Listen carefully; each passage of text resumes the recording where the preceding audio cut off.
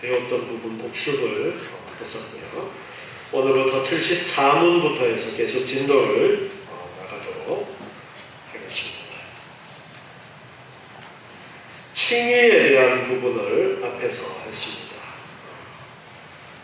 예수 그리스도의 십자가의 그 공로를 우리에게 믿음이라는 것을 통해서 전가해 주심으로써 의롭다 해 주시는 것이 칭의라고 했습니다. 그리고 오늘은 이제 74문 보도록 하겠습니다.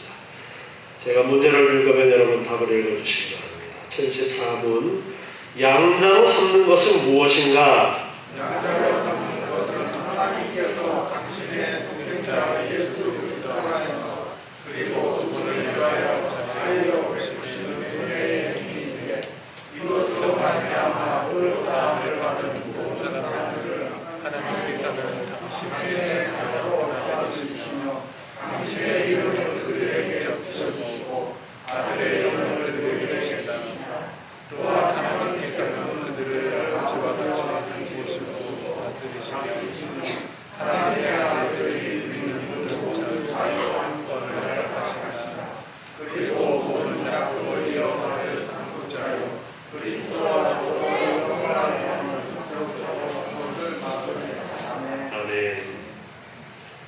웨스트민스터 회의가 열렸고 그 회의에서 이제 우리가 어떻게 우리의 믿음의 기준을 삼아야 될 것인가에 대해서 웨스트민스터 신앙 고백서라는 내용으로 정리를 한 것도 있고요. 그리고 소요리 문답과 대요리 문답이 있는데 소요리 문답은 주로 어린이들과 학생들을 교육할 그러한 목적으로 작은 문답으로 이제 정리를 한 것이 소요리 문답이고 대요리 문답은 좀 더 폭넓은 문제를 더 풍성하게 정리해서 어른들도 이것을 배우도록 하기 위해서 대요리 문답을 만든 거예요. 그리고 이것은 여러 부류의 사람들이 같이 의논을 하면서 많은 목회자들과 신학자들이 모여서 머리를 맞대고 수년에 걸쳐서 연구하고 토론하고 하면서 정리를 했습니다. 그렇기 때문에 그 정리되어진 것을 이제 우리나라 말로 또 번역을 했어요.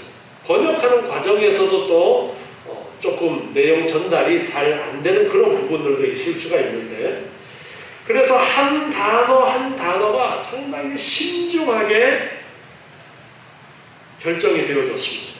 그래서 우리가 이 내용을 읽을 때에도 아주 자세하게 잘 살피면서 한 단어, 한 문장 그런 부분을 살펴야 오해가 없어요.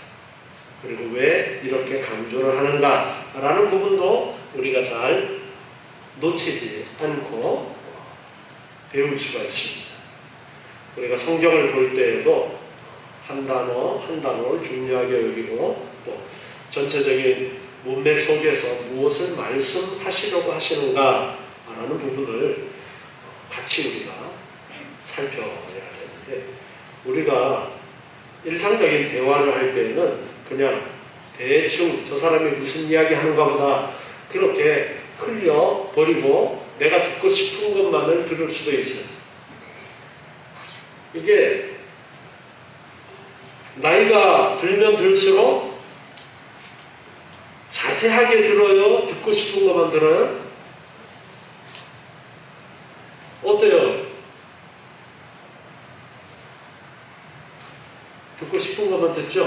네. 그래서 어린아이들은 모든 것을 보는데 사진을 찍는 것처럼 본다. 그렇게 얘기해요. 사진을 찍어서 보는 것하고 어른들은 목적을 갖고 본다라고 그렇게 이야기합니다.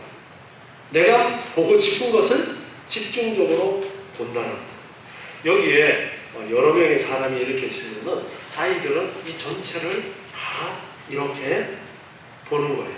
그래서 누가 저쪽 구석에서 어떤 특별한 행동을 하면은 그게 이렇게 인식이 되어지는 거예요. 그런데 우리는 여러 사람이 이렇게 있는데도 앞에 한 반의 아이들이 나와서 재롱잔치를 하면 누구만 봐요? 내 새끼만 보죠. 그것처럼 점점 시야가 좁아지는 그런 경향이 있어요. 그런데 우리가 하나님의 말씀을 볼 때는 여러모로 잘 따져보고 특히나 이 대의리 문답이나 웨스트민스터 신앙고백서라든가 이런 문서들은 상당히 심혈을 기울이고 또 많은 사람들이 의견의 일치를 보기 위해서 이 단어를 선택할 것이냐 저 단어를 선택할 것이냐 단어 하나 선택하는 데까지도 단어 하나 가지고도 몇 날 며칠을 토론하기도 하고 그런 결과물입니다. 그래서 우리가 이 단어를 통해서 무엇을 가르쳐 주고자 하는가 상당히 중요한 부분들이 있는데요. 저도 사실 이때 회의에 참여했던 사람들이 자세하게 이 단어를 선택하고 한 부분을 다 이해 못합니다. 솔직하게. 그래서 저도 깨달은 부분만을 가지고 우리 성도들께 말씀드릴 수밖에 없어요. 저도 이제 공부하고 연구하고 하면서 이 내용의 강조점들을 나름대로 정리를 해서 이제 말씀을 드리는 건데요. 자, 내용을 한번 보시면요. 참, 이 단어를 선택해서 정리할 때는 이렇게 정리해서 이야기하면 사람들이 이거 읽으면 이해할 거다 라고 한 것인데 이해하기가 참 쉽진 않아요. 네. 양자로 삼는 것이 무엇이냐? 양자로 삼는 것은 하나님께서 당신의 독생자 예수 그리스도 안에서 자, 누가 하는 거예요? 하나님께서 하시는 일인데 또 범위를 이야기하고 있어요. 독생자 예수 그리스도 안에서 하나님께서 독생자 예수 그리스도 안에서 그리고 누구를 위하여? 그분을 위하여 자의로 여기에 자의라는 것은 하나님의 의지를 말씀하시는 거예요. 하나님의 의지로 베푸시는 은혜의 행위이다. 양자 삼으시는 것은 하나님께서 하나님의 뜻과 의지에 의해서 베풀어 주시는 은혜다. 그런데 이것으로 말미암아 의롭다함을 받은 모든 사람들을 이 양자 삼으심으로 말미암아 의롭다함을 받은 모든 사람들 앞에서 우리 칭의를 배웠잖아요. 의롭다 하심을 받은 모든 사람들을 하나님께서는 당신의 자녀로 받아들이시는 것이고 예수를 믿고 의롭다 칭함을 받은 그들을 하나님의 자녀로 받아들이시는 것이 양자 삼으시는 것이고 당신의 이름을 그들에게 붙여주시고 이제 그 양자 삼은 그 사람들에게 하나님의 이름을 붙여주신다. 하나님의 이름이 이제 우리에게는 하나님의 자녀라는 하나님의 이름이 따라다니는 거예요. 자, 우리나라는 이름을 지을 때 제일 앞에다가 뭘 씁니까? 성을 쓰죠. 자, 그 성이 나타내는 게 무엇입니까? 어느 집안 누구의 자손인가를 나타내는 게 성이에요. 그것처럼 이제 양자 삼으신 하나님의 은혜를 입은 사람들에게는 누구의 성이 붙는 거예요? 하나님의 성이 붙는 거예요. 그러니까 다 성씨를 뭘로 바꿔야 돼요? 하씨로 바꿔야 돼요? 우리나라도 성씨가 그냥 이름에 따라서 그렇게 붙기도 하지만 옛날에 이름을 안 부르는 그런 경우도 많이 있었죠. 뭐 특히나 여자분들은 뭐 무슨 댁 그렇게 부르는 경우에는 어디 출신이라는 거죠. 그래서 우리가 성경에서도 보면은 사람들 이름이 나올 때 보면은 누구의 아들 누구 그렇게 나오는 경우도 있고 어디 출신 누구 그렇게 이름이 나오는 경우도 있습니다. 그것처럼 이제 우리에게는 하나님의 자녀가 되었기 때문에 하나님의 자녀라는 하나님의 이름이 우리에게 주어져서 따라다니게 되어지는 거예요. 그리고 아들의 영, 바로 성령을 우리에게 주시는 거예요. 그리고 또한 하나님께서는 그들을 아버지와 같이 돌보시고 다스리신다. 아버지가 자녀를 돌보는 것처럼 그렇게 하나님께서 이제 우리의 아버지가 되셔서 아들 삼은, 양자 삼은 하나님의 자녀들을 돌보시고 다스리시는 거예요. 그리고 하나님의 아들들이 누리는 모든 자유와 특권을 또한 허락하신다. 하나님의 자녀가 누리는 특권, 자유, 그것을 허락하신다. 왕자가 되면은 왕의 아들로서 누리는 특권이 있잖아요. 엄청난 특권이 있잖아요. 그 특권을 누리는 것처럼 하나님의 자녀 삼아주신 사람들에게 그러한 하나님의 자녀로서의 자유와 특권이 주어지는 거예요. 그리고 모든 약속을 이어받을 상속자요, 그리스도와 더불어 영광을 나누는 상속자로 삼으시는 것을 말한다. 그 다음에 상속자는 유업을, 재산을 물려받는 사람을 이야기하잖아요. 그래서 종에게 유산을 물려주는 경우는 잘 없죠. 그러나 자녀에게는 유산을 물려주게 되어지는데 바로 우리가 그 자리에 있게 되어져서 하나님의 유업을 물려받게 되어진다라는 거예요.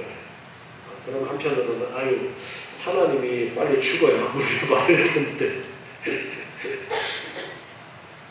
그렇게 생각을 할 수도 있는데 하나님의 상속자가 되었다라는 그 관계를 말씀하시는 거예요. 그 관계를, 그러한 아주 특별한 관계 속에 우리가 있게 되어져서 하나님 아버지께서 우리를 아주 특별하게 대접해 주신다라는 것을 가르쳐 주시는 것입니다. 요한일서 3장 1절 말씀을 보면요. 요한일서 3장 1절에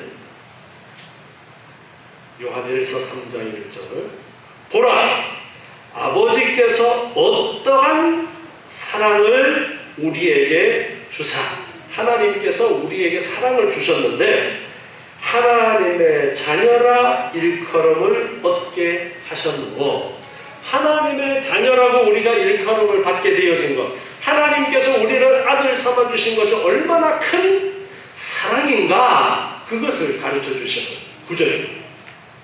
그래서 하나님의 사랑으로 우리가 하나님의 자녀가 되었다. 그리고 에베소서 1장 5절 말씀을 보시면요, 하나님의 기쁘신 뜻대로 우리를 예정하사 우리를 미리 택해 놓으셨는데 그리스도로 말미암아 무엇이 되게 하셨어요? 자기의 아들들이 되게 하셨다. 그리스도로 말미암아 하나님의 자녀가 되게 하셨다. 그리스도로 말미암아 양자가 되게 하셨다라는 거예요. 자, 갈라디아서 4장 4절과 5절 말씀에도 보면은요, 갈라디아서 4장 4절과 5절 말씀에도 보면 때가 참에 하나님이 그 아들을 보내사 예수님, 하나님의 아들 예수님을 보내사 여자에게서 나게 하시고 율법 아래에 나게 하신 것은 율법 아래에 있는 자들을 속량하시고 우리로 아들의 명분을 얻게 하려 하심이라. 예수님을 보내신 이유가 우리로 하나님의 아들의 명분을 얻도록, 하나님의 아들이 되도록 하시려고 예수님을 보내셨다. 그렇게 가르쳐주고 있습니다.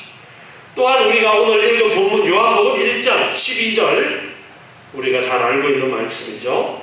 요한복음 1장 12절에 보면 영접하는 자, 어떤 사람? 곧 그 이름 예수 그리스도를 믿는 자들에게는 하나님의 자녀가 되는 권세를 주셨다. 이것이 혈통으로나 육종으로나 사람의 뜻으로 난 것이 아니고 뭐 사람이 그 피를 통해서 물려받거나 그렇게 된 것이 아니라는 거예요. 오직 하나님께로서 난 자들이다. 오직 하나님의 은혜 가운데서 우리가 예수를 영접하고 예수를 믿고 그리고 하나님의 자녀가 되었다라는 것을 분명하게 가르쳐주고 있습니다.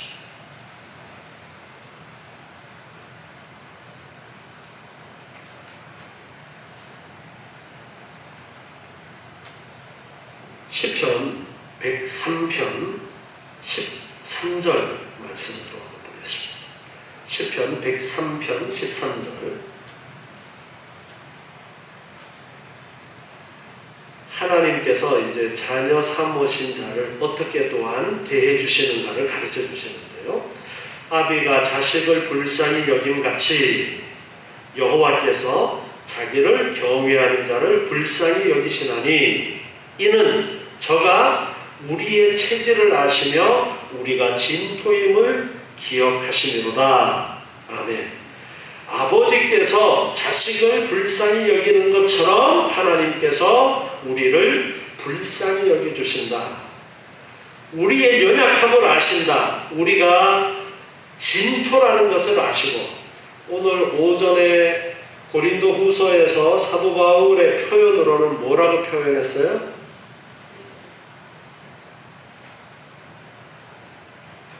뭐라고요? 질그릇.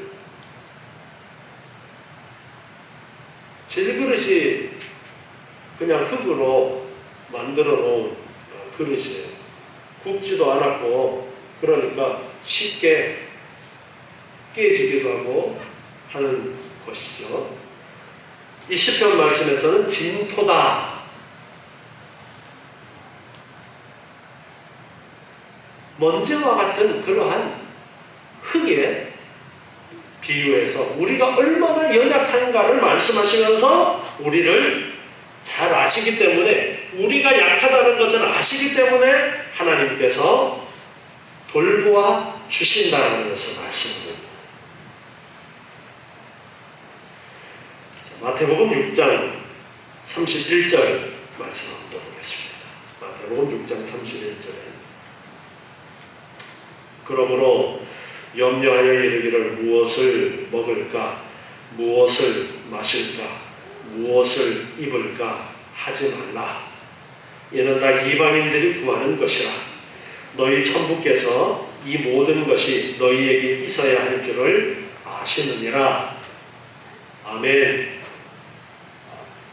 여러분, 이 말씀 여러 번 우리가 읽었죠.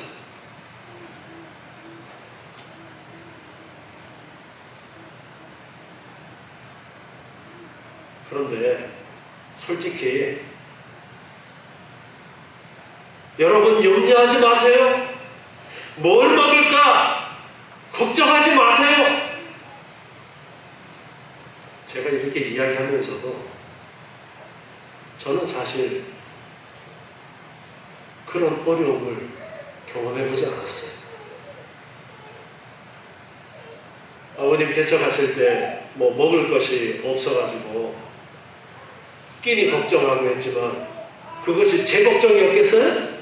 저는 걱정 없었어요. 저는 뭐 아버지 엄마 계신데 뭐 걱정이에요. 다른 친구들하고 비교해보면은 좀 가난하고 힘들게 산 거는 있죠. 그러나 정말 먹을 것이 없어가지고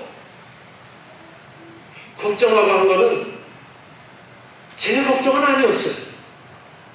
그래서 이 부분을 우리 성도들한테 강조를 하면서도 사실 나는 극단적인 그러한 상황에 몰려보지는 않았는데, 이 말씀은 제 말이에요? 예수님의 말씀이에요? 제 얘기인가요? 예수님께서 하신 말씀이에요. 염려하지 말라고. 저는 이 상황을 겪어보지 않은 것에 대해서 여러분들에게 이야기하면서 제가 경험해 봤는데요 라고는 말 못해도, 제가 경험해 봤는데 하나님이 저에게는 그런 은혜 가운데 있게 하셨어요. 이건 자신 있게 말씀드릴 수 있어요. 하나님께서 저에게는 그런 극단적인 고생의 상황은 아직까지 주시지 않은 가운데 지금까지 살아오고 있다. 뭐 언제 또 주실지도 몰라요. 그거는 하나님께서 하시는 일이에요. 그런데 정말 극단적인 그런 상황에 처해 있어도 염려하지 말라는 거예요. 왜? 하나님이 우리의 아버지시라는 거예요. 우리가 극단적인 상황이 부딪히기 전에 이 말씀을 통해서 우리의 자세를 굳건하게 해 놓아야 되는 거예요. 그래야 이 상황이 되었다 할지라도 이겨나갈 수가 있는 것이고 시험에 들지 않는 거예요. 하나님께서 이렇게 돌봐주신다는 확실한 믿음 가운데 있으면 하나님께서 굳이 이 과정의 훈련을 우리에게 안 시키실 거예요. 뭐 잘 알고 있습니다.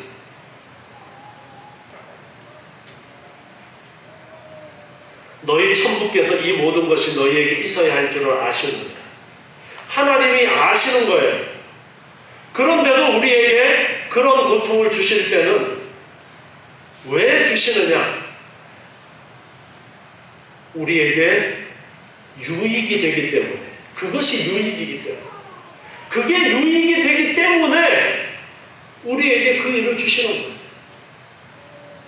확실하게 여러분, 우리가 하나님의 자녀가 되었다는 것, 하나님이 우리를 자녀 삼아 주셨다는 이 은혜가 얼마나 엄청난 은혜인가를 여러분께서 잊지 마십시오.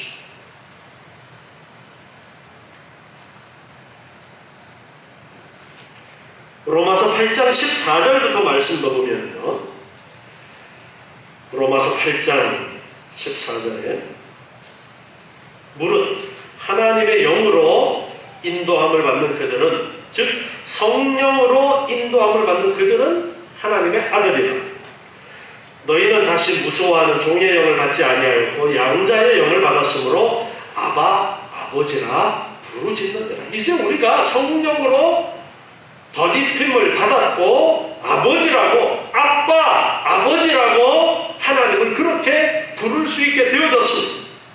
성령이 친히 우리 영으로 더불어 우리가 하나님의 영이라는 것을 증거하시나니 자녀이면 또한 후사, 곧 하나님의 후사요, 하나님의 그 나라를 상속받을 수 있는, 즉 하나님의 나라 백성으로 하나님의 나라에서 하나님의 그 놀라운 영광을 우리가 받아 누리는 그러한 자리로 우리가 들어가게 되어진다는 거예요.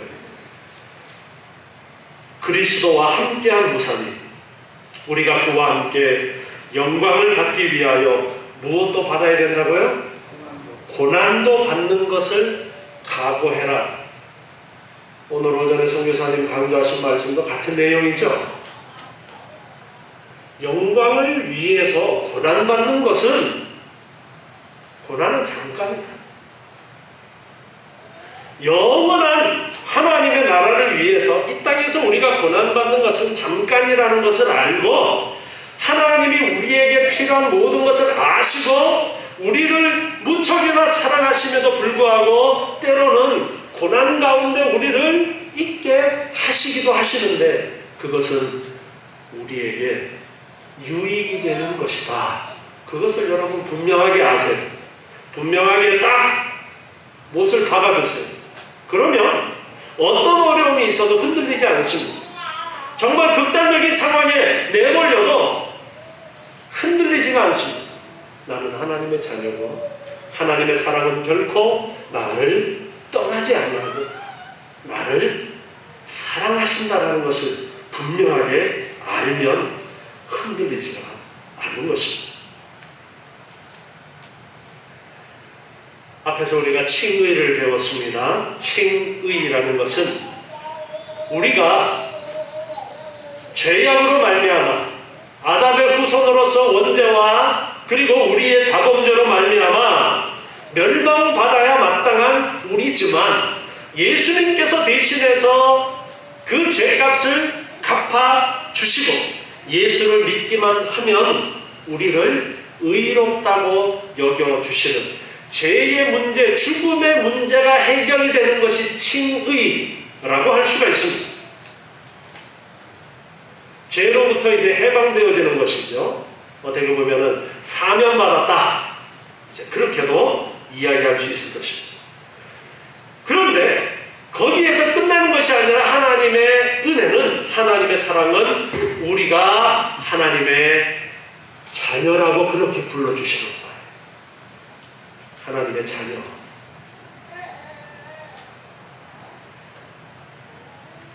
여러분 솔직히 우리 성도들 제가 너무나도 아끼고 사랑하지만 그 중에서도 여기 앉아있는 사람 중에 누구를 제일 아끼고 사랑하겠어요? 내 새끼들. 이거 어쩔 수 없는 거예요. 하나님이 주신 마음이에요. 그런데 하나님이 우리를 어떻게 보시는 거예요? 아이고 내 새끼. 이게 양자 삼아 주시는 거예요. 그저 하나님이 만든 피조물이 아니라 하나님의 자녀라고 이제는 인정해 주십니다. 하나님의 가족이 된 거예요. 이게 양자 삼아 주심이라는 엄청난 은혜예요. 여러분 우리가 이제 하나님께서 우리를 보시면서 아이고 내 새끼, 아이고 내 사랑하는 새끼 그렇게 보고 계시다는 것을 기억하세요. 그래서 하나님이 누리시는 모든 것을 우리에게 주고 싶어 하시는 거예요. 그래서 우리가 잠깐 이 땅에 있는 동안에는 고난을 받더라도 영원한 하나님의 나라가 우리에게 분명하게 약속이 되어져 있다는 것을 아시고 여러분 이제는 하나님의 자녀답게 우리가 살고자 애써야 됩니다. 자, 고린도후서 6장 14절부터 말씀을 한번 보겠습니다. 하나님의 자녀로서 살아야 된다는 것을 가르쳐 주시는데요. 고린도후서 6장 14절입니다. 너희는 믿지 않는 자와 멍에를 같이 하지 말라. 의와 불법이 어찌 함께하며 빛과 어두움이 어찌 사귀며 그리스도와 벨리알이 어찌 조화되며 믿는 자와 믿지 않는 자가 어찌 상관하며 하나님의 성전과 우상이 어찌 일치가 되리요. 우리는 살아계신 하나님의 성전이라. 믿지 않는 자와 멍에를 같이 하지 말라. 왜? 우리는 하나님의 자녀라고 분명하게 말씀하죠. 우리가 지금 세상 속에서 다른 사람들과 같이 어울려서 살기 때문에 세상 사람들과 관계를 단절하고 살 수는 없어요. 또 그들이 우리의 전도의 대상입니다. 그렇지만 여기에 멍에를 같이 하지 말라라는 이 말씀을 여러분이 잘 이해를 하셔야 돼요. 멍에를 같이 한다라는 것은 소가 쟁기를 끌 때 어깨 위에 올리는 게 멍에잖아요. 그 멍에를 소 두 마리가 끌고 가는 것을 한번 생각해 보세요. 자, 소 두 마리가 끌고 가는데 한 마리가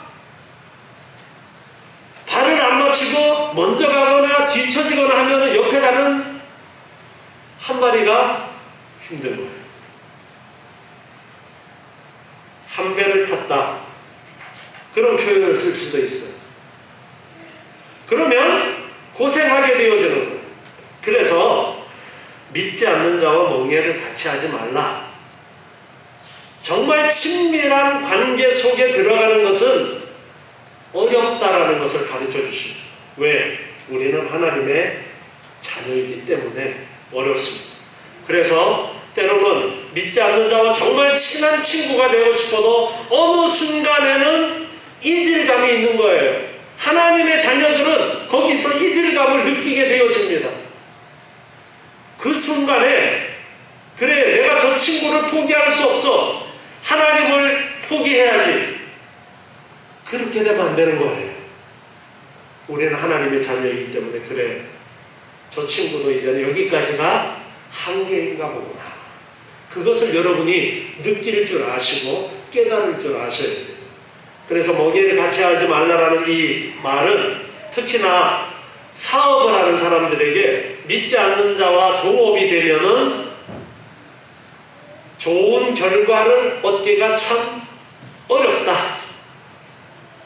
그렇게도 우리가 적용을 해서 생각을 할 수도 있습니다.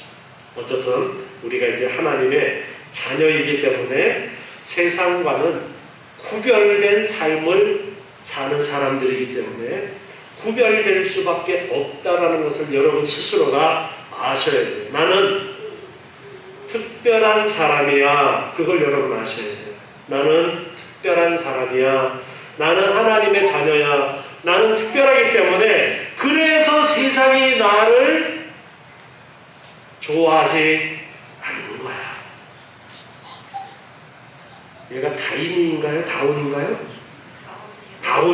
다운이가 지금 저기 옆에 나와 서 있잖아요. 저것처럼 우리는 특별한 사람인 거예요.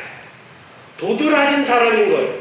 그렇기 때문에 세상 속에서 살아갈 때에 항상 그런 자부심을 가지세요. 하나님의 자녀라는 자부심, 그리고 구별된 사람이라는 것을 늘 기억하시고 하나님의 특별한 택하심 속에 하나님의 자녀로서 살아가시는 여러분의 삶에 참된 감사와 기쁨이 넘치시기를 바랍니다. 기도하겠습니다. 하나님 감사합니다.